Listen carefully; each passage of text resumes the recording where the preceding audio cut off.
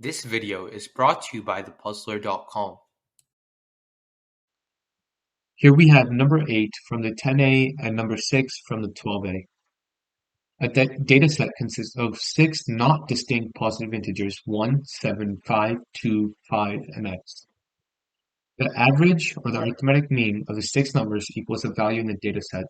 What is the sum of all possible values of x? So one key thing to remember in problems like these, where you're trying to find the different means or different medians, whatever, right? That it's positive integers in this case, so you always have to pay attention to that. So what is the mean going to be in terms of x? Well, we have 1 plus 7 plus 5 plus 2 plus 5 plus x over 6 numbers.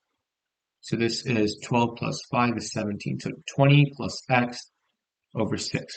Now x is going to be positive, so that means that this has to be greater than 3 because 20 is greater than 18.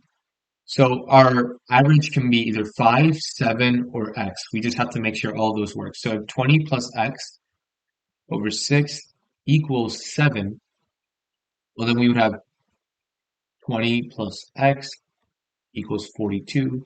So x equals 22. So that works. What about if 20 plus x over 6 equals 5?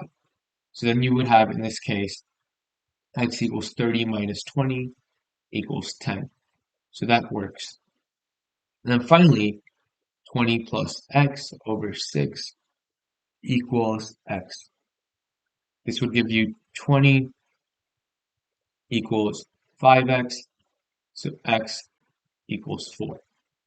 So we have 22 plus 10, so plus 10 plus 4, which gives you 32 plus 4, D as your final answer.